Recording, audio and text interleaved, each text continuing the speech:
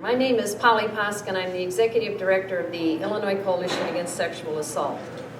On July 1st, 2015, the state of Illinois, through the Department of Human Services, contracted with the Illinois Coalition Against Sexual Assault for a total of $6,556,100 to provide 24-hour sexual assault services at the 29 rape crisis centers covering a geographical area of approximately 85 counties.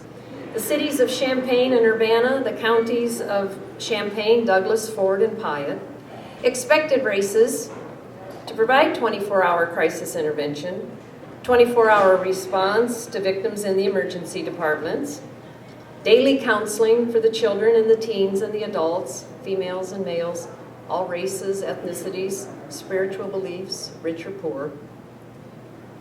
The services that Races, as you've heard, has been providing for nearly 45 years. And so we began a new contractual year, we thought. Now we are about to finish month 7 of this contract year, and the state has not paid Races or any one of those other 28 rape crisis centers one dime.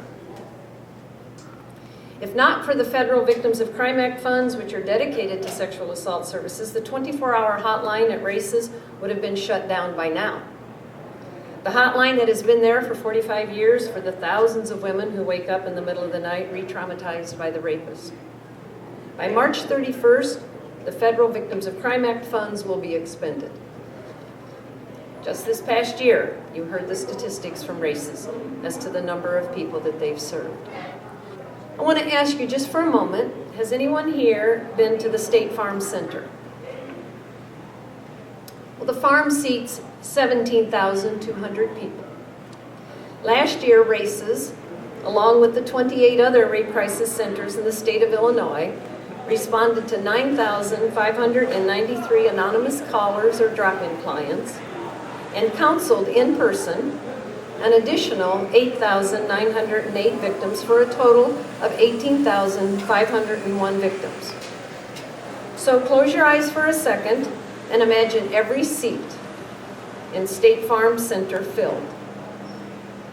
And then imagine another 1,301 victims of sexual assault standing.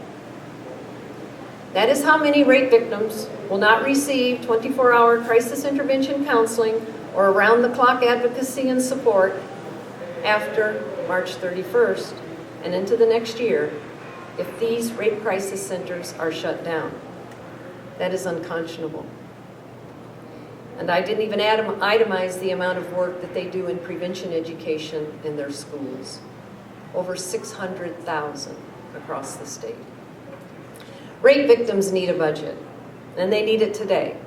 The state of Illinois has an obligation to protect the health and the safety of our communities and provide justice to women and men and children who've been brutalized by rape. Sign the budget.